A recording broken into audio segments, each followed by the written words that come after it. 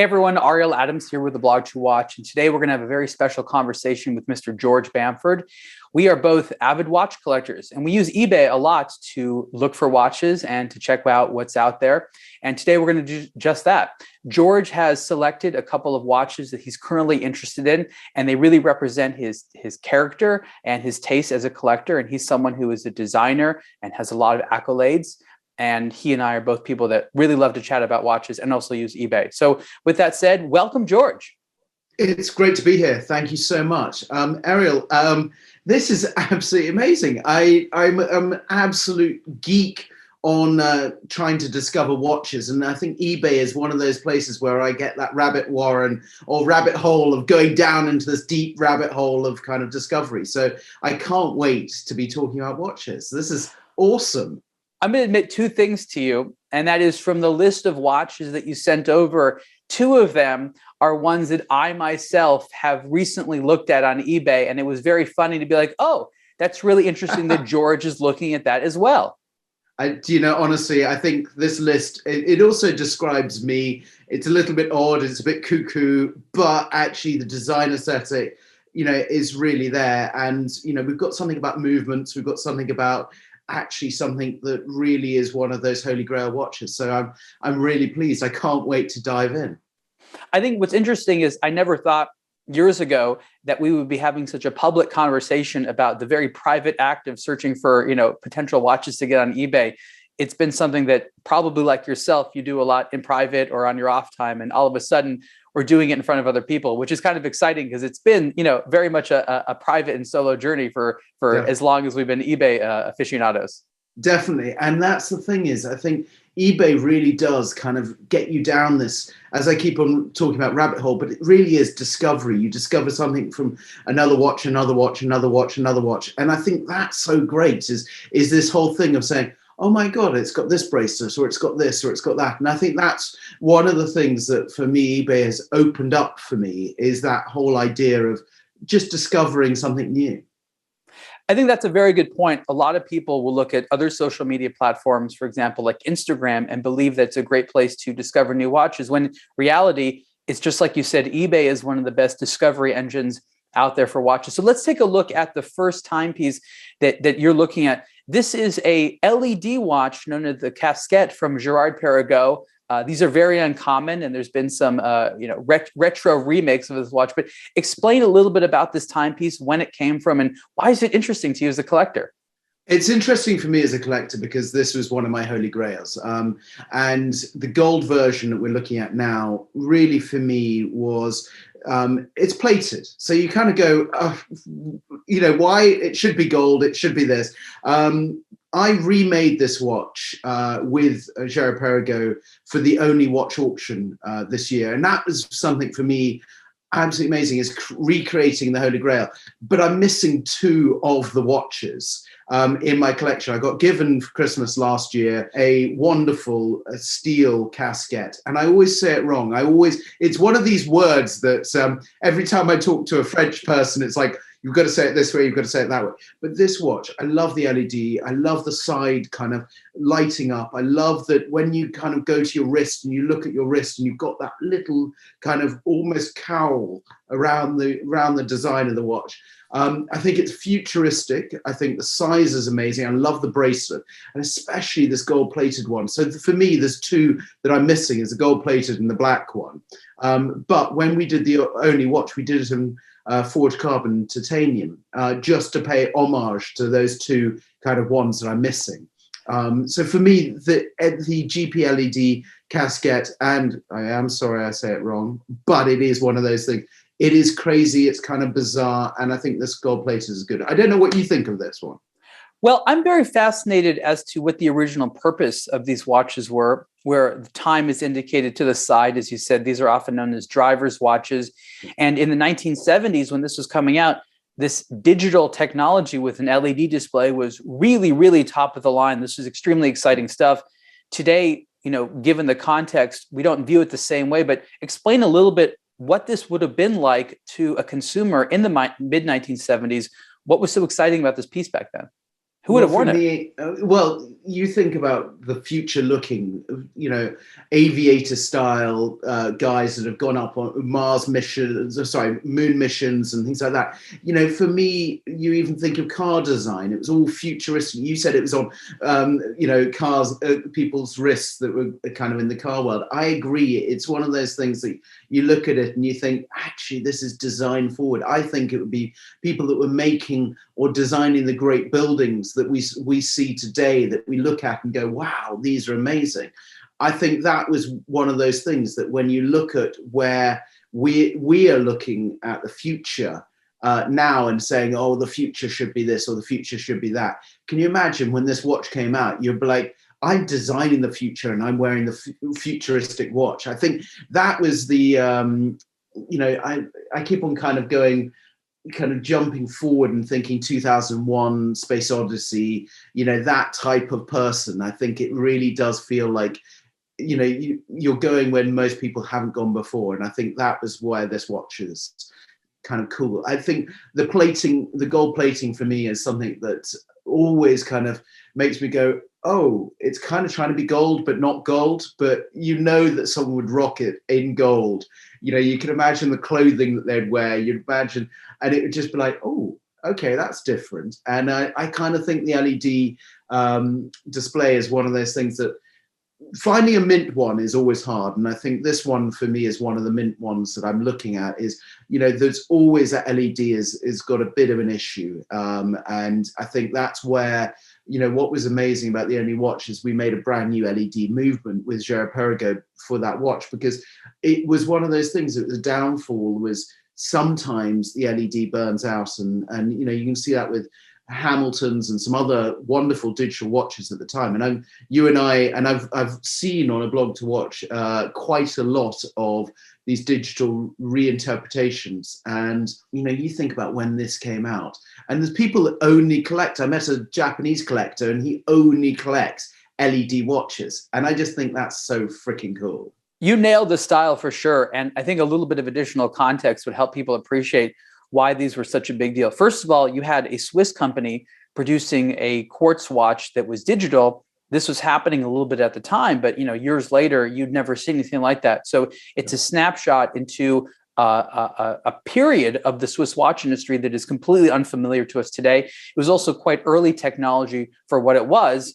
And it would have been definitely the type of watch that would have been adopted by the early adopter, so to say, the innovator, that person that wanted the next best, the next greatest thing. And we can only imagine who those people were. So thank you. I think this is an excellent piece, highly nostalgic, and an important watch in the history of timekeeping. Definitely, definitely. That was really cool. And now we're going to talk about something completely different, but from around the same era. This is one of the original Zenith Defy watches, which Zenith recently came out with an entire new collection. In fact, they've done that a couple of times. But this seems to be the original one. Talk a little bit about what the original Defy was all about, and what about this design appeals to you, George? Look, this is an ugly, beautiful watch. And I kind of think it's an oddball watch. The crown is big, the case is odd, but it is so damn cool. This for me is the Zenith that defies. And, it defies kind of normality. Even the dial design. I mean, this is one thing that's great about eBay is you can see these close-up images of the dial, the quality, but you look at that dial and even the hour markers are just kind of wonderfully designed. And there's a wonderful, like I would call it a solar flare dial, but it's one of this wonderful brown dial. And it's a brute of a watch, but it's something very cool. And I think this is what's great about the new Defy Extreme that's just come out from Zenith, that this correlation between this kind of really extreme looking watch. I think there's something wonderful. And that's where I think when you look at the eBay and the describing of it, and even the images, you look at this watch and you think, yeah, actually it has this beauty. It has an amazing depth to the dial. And I think that's a great thing on this watch. I want to agree with you there that, when you see some of these watches, the pictures look like this is an old watch, it's been used, but then you do the search on eBay and you realize there aren't that many of these, or this is the only one. And all of a sudden you realize, wow, this is really, really rare. often because it wasn't that much of a sales success. This was a weird watch at the time, but it did some things in a novel way, and it really helped define an era. I want to echo what you said about the hour markers. At the time, as you know, the brands love these massive applied hour markers. It was almost as though they were trying to say, look how large our hour markers can be. And they were funky designs and weird textures. And it was amazing to see the variety. And this sort of epitomizes a case that was meant to draw attention, hour markers and hands that were meant to draw attention. It was trying to be crazy. I think the word Defy definitely defines it very well. And, you know, what's great about this is you'd have to learn about the new watches first, the new Defys, and then you go back and be like, oh, wow, this is something they did in the past. And you'd be curious. But if they just made the Defy back then and they never made it again, this could have been lost to history. I totally agree. And I think if you think this is the answer to some of the iconic hexagonal and octagonal watches, and I think this is such a great piece. And you think about those watches and what they're doing now on price from that time. And that is because there's a wonderful lineage. And I think Zenith has got that lineage now with that new Defy Extreme and the new Defy. And I think that's great, is this is one of those that is a great watch, and it's a great one to buy, or I'm going to be buying it because it's one of those things that I think will sit in the safe. I'll wear it a few times, but I think it will go up. It's a great watch. Yeah, that's my question for you. I obviously know that you collect a great number of watches that you don't intend on wearing for a variety of reasons. Oftentimes they might not be working or something like that. But how do you draw the line between a watch that you get for sort of the museum collection, so to say, and that will actually give you some wrist time?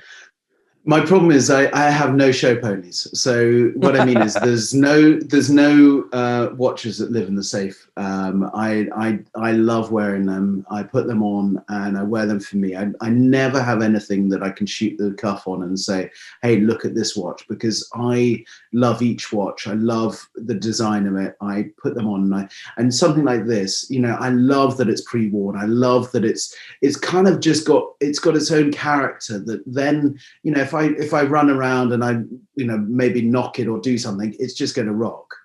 Moving on to something entirely different again, and I love the variety that you're bringing us, George. This is a watch from Tag Heuer called the Airline, and it is definitely a travel watch. I'm really happy you brought this to my attention because I didn't know about this, and I love learning about watches I had no idea about. There's some funky things here that I'm not sure would make it to the top of Tag Heuer's let's remake this watch list, but explain this interesting phenomenon of a timepiece. It is so crazy. It's one of those that I literally have this kind of love affair with the design. It's the Heuer Airline Professional. It's meant to be for the professional pilot, and so it is one of the unusual watches.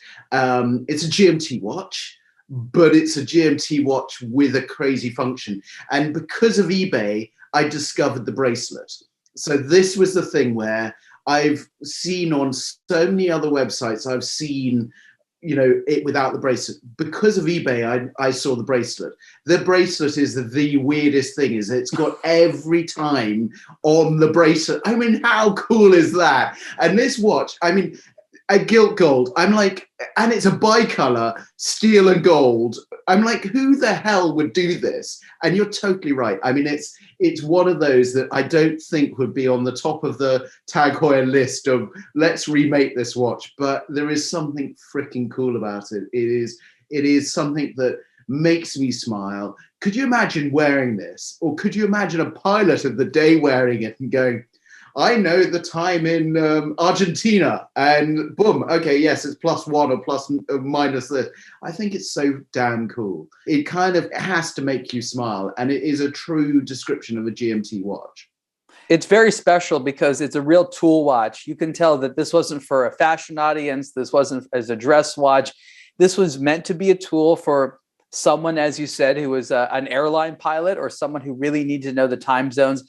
What I also thought was interesting was the sizing. At 34 millimeters wide, this watch was sort of between the era of the large the large, pilot watch, and the recent era of the large pilot watch was era in the 80s, I believe, where these watches, sort of went down in size. And so it's sort of very evocative of a very specific time in the industry where watches were a certain small size for men, and they really, in modern era, haven't been that small, ever again. So there's just all sorts of elements here that help really define a time and a place and an industry that was still very much trying to make watches for modern day professionals. And you don't have a lot of that anymore, do you?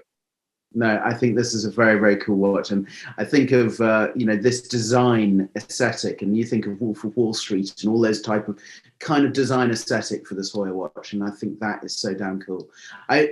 For me, this is, could you imagine you turning up at a watch event and wearing this? Everyone will be like, what the hell is that? And that's what I kind of love about it is one of those that is so oddball, so crazy, but it's cool. And I think that really for me is an eBay discoverable.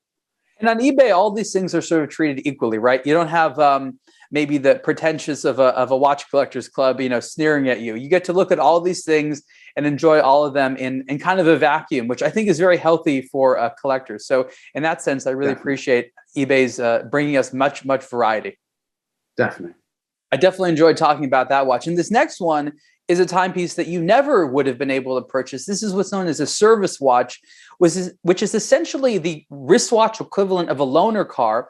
When you sent your watch in, they assumed you need to know the time, and they would send you a loaner watch. And that is this Hublot service watch. What was interesting about it for you, George? Look, I love the idea of the service watch. 1990 to 1999. This is a mythical watch. When you look at the mythical watches, this is a mythical watch. This is what I love about eBay, is you can find something that is crazy like this. And this Hublot service watch is such a great idea. And you think this was Jean-Claude Beaver time. So this is kind of like Hublot kind of doing something that's different. I love the design of it. It is not for sale and it's on eBay. I'm like, this is the great thing about eBay, is you can discover these mythical, wonderful watches. And it started me off on Bamford London was creating a service watch, is when I heard the story of this watch. So for me, that is one of those things. And I was just like, when you asked me, what am I looking for on eBay? This was the watch. This was that kind of crazy watch that I was like, oh my God, yes. And it's not hugely expensive. And then you think, okay, but it should be, because it is one of the rarest Hublot watches, but it's just discovered on eBay. And I think that's awesome. I think it's also very, very cool. And what's also interesting is that the brands wanted to send out a service watch so that you could wear something while your other watch was being serviced, but they also didn't want people to steal it. That's actually why the service watch ended, because too many people were not sending it back. So you have this very conspicuous label right on the dial, service watch. It was this interesting compromise between, we want to send them something, but we also want them to send it back. And I think that, when you look at that labeling and when you understand what it was meant for as a collector, it's hard not to be really romanced by the topic and be charmed by it and like that it's so very, very different. Definitely. Now for something that I actually didn't necessarily expect you to pick, George. This is a gold-cased IWC Portuguese perpetual calendar, a perfectly competent timepiece, but very classic. Definitely something that I think is handsome, but tell me a little bit about why it fits your avant-garde character. Okay, totally undervalued. This watch is just kind of like, there's something romantic about this watch. It is so cool. Kurt Klaus designed, just amazing. One single crown that functions the perpetual calendar. You haven't got any little dots that you've got to kind of press around the case. This is one of those watches. When you look at it, the engineering on this is amazing. When you turn it over, it is where a case back, glass case back, really comes alive. It is these watches are totally undervalued. You think about the parts on this and you think about what the engineering is. When I looked on eBay, I was just like, oh my God, it's undervalued. It is when their retail price was so much higher and this is there. That's where the great thing about eBay comes along, is you go, wow, this watch I can get for this. And that gold case, and it's just, it really is, where each of these watches is something different. this is one of those that really does drop the mic on most perpetual calendars. And when I talk to total watch geeks, they go, why are you saying this? And I'm like, because it isn't functioning with these wonderful little pushes in that you need a kind of a glasses kind of pin to put it on. This really just works in such a wonderful way. And I think that's what I love, is the ingenuity and the engineering of one beautiful dial, and how that dial is made. And the Portuguese, when it came out, or the reinterpretation, the George Kern era, with Kurt Klaus doing what Kurt Klaus does. I mean, it was just like, okay, this is a really, really great watch. I think the interesting things about eBay and being a real collector is it allows us to do what we do best, and that is find good values that maybe the rest of the world hasn't necessarily thought about yet or appreciated. So when you go on eBay, what you can do is you can search for things and you can see what the values are, and you can identify, oh, wow, these aren't necessarily fawned over by this sort of, hype community. And you can get a really good deal on something which is very, very cool because you took the time to search for it.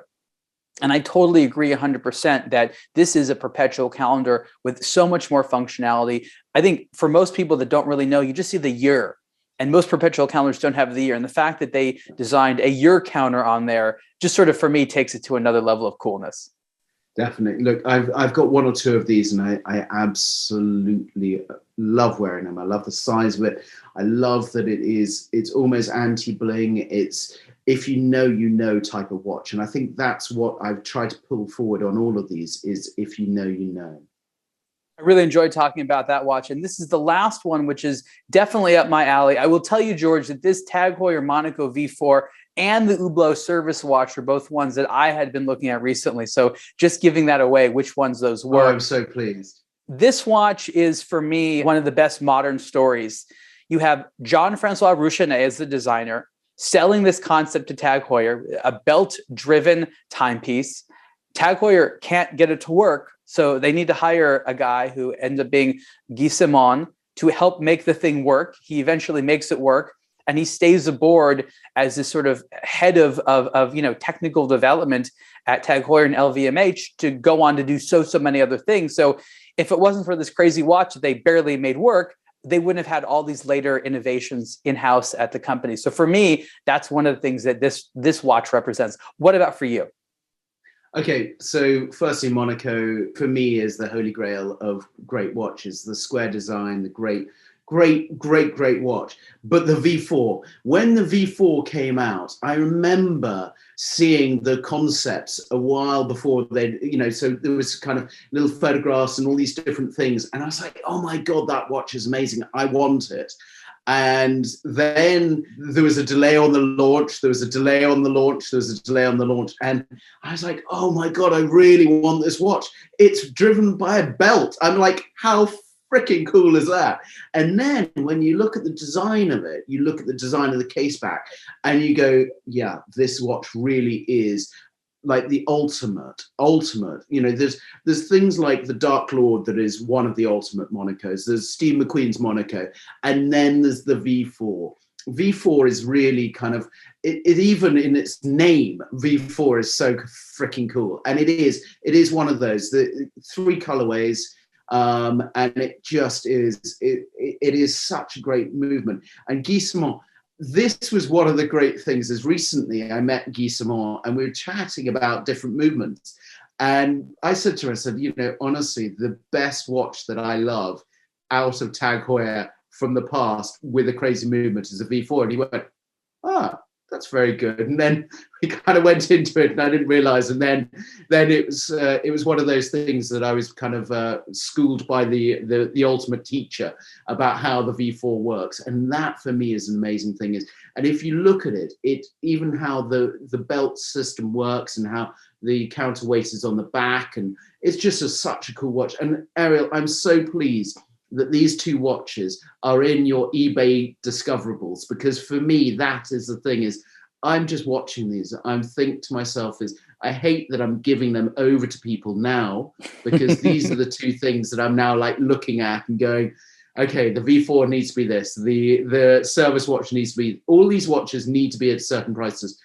but it really is such a great thing. That V4 is such a cool watch. And I just love how it is a Tag Heuer Monaco with a really crazy movement, that when you're discovering movements, discussing movements with people, this is one of those that you just go, oh, I didn't expect that. I'm so glad that we're both passionate about it. It's interesting because we're both, doing our thing, looking at watches on eBay, not knowing that across the world we're fawning over some of the same watches. It sort of makes the world feel a little bit smaller and more intimate. And I like that. And again, this is a watch that you could come to appreciate from multiple angles. You have this wonderful relationship with the Monaco case.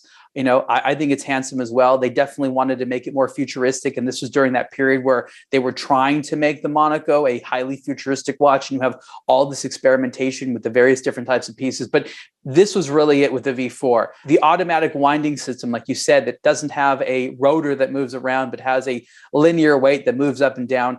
It just tried to do everything different. And it did so in this romantic, aesthetically pleasing way with the design that's awesome. And for the most part in the collector community, this is still an undiscovered watch. This is no longer made, but it's not vintage. And it's the type of watch that people like you and me are going to have a conversation about 5-10 years from now. And we're going to be laughing like, oh, we've been there, done that.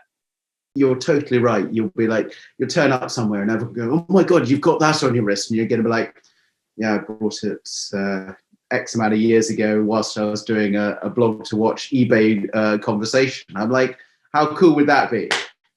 I'm really glad that we were able to have this conversation about some of our mutual love of searching for watches on eBay.